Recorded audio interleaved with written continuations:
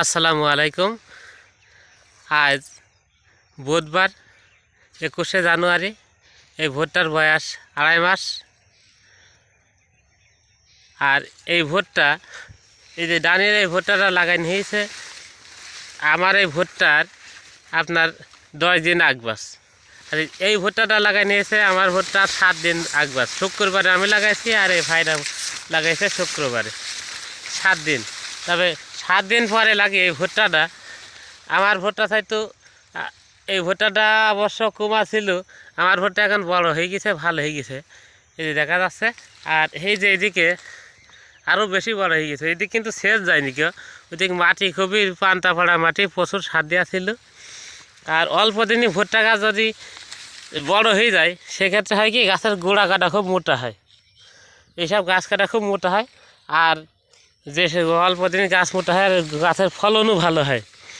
তাই ভুট্টা চাষে সবসময় খেয়াল রাখতে হবে যে ভুট্টায় যদি জো পাড়ি, যে ভুট্টায় সেচ দরকার সেই মুহূর্তে সেচ দিতে হবে।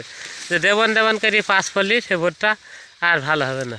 তাই আমাদের এই ভুট্টা দ্বিতীয় সেচ সময় হয়ে গেছে, সময়ের অভাবে দেওয়া হচ্ছে না। তাই কাল বছর মধ্যে সেচটা দিতে হবে একবেলা করে। একটা দিন কামাই হবে। এখানে 3টি জমি একবারে একই দিনই চালালি পানি দেওয়া হয়। আর গত শেষে ভুট্টা সেচ দিতে 8 কাঠা জমি, ওইদিকে 1 কাঠা বাকি ছিল। ওই 1 কাঠা জমিতে আর পানি উঠিনি। তারপরে ওখানে পান্তা বেড়া মাটি 3 বারকার পানি কাটি গেল। তারপরে ওইটুক ধরেন হয়নি কেউ। এবারটা পুরো চেষ্টা ভালোভাবে দিতে হবে।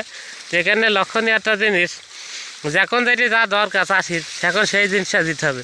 এই বছর কিন্তু সারের সংকট যাচ্ছে, পরিপূর্ণ সার দেওয়া যাচ্ছে না। তার জন্য ভুট্টাটা খুব একটা ভালো না, বা পরিপূর্ণ মন মতো সার দিতে পারছি নি। যে খোলা বাজারে সার পাবো, দোকানে একটু বাকি কিনে নিয়ে এসে দেবো, তা হচ্ছে না। তাই অবশ্য এদিকে খেয়াল রাখতে হবে যে যখন যেটুক যা দরকার সেখন সেটিক সেইভাবেই দিতে হবে। তো এই ভুট্টাটা পাশাপাশি ভুট্টা থেকে ভালো হয়েছে। আমি 7 দিন আগবার ভুট্টা লাগাইছি। এই যে দেখা যাচ্ছে এইটি আইল, এই শুধু আইল। তো এইটি খেয়াল রাখতে হবে যে কখন যখন যেটি লাগবে সেখন সেভাবে সেটি করতে হবে। তাহলে ওই ভুট্টার বা প্রত্যেকটা চাষির ক্ষেত্রেই সেইভাবে যত্ন করাটা উচিত। আর মাটির গুণে খেতায় এইদিকের মাটিটা একটু আটলি মাটি, আর এইদিকে বালি মাটি। এই যে আমার এই এক ভাই লাগাইছে এই জমিটার বালি মাটির কারণে এখানে মাটিতে সারের পরিমাণ কম ধারণ করে, যার জন্য এখানে একটু কাটা হয়েছে এবং ছোটো আছে, গাছ কাটাও ছোটো দুর্বল দেখা যাচ্ছে। আর ওইদিকে পরিপুষ্ট হয়ে গেছে গাছ। তাই ক্ষেত যেখানে বালি মাটি, দোআঁশ বালি, সেখানে সার অবশ্য বেশি লাগে আবাদ করতে। তাই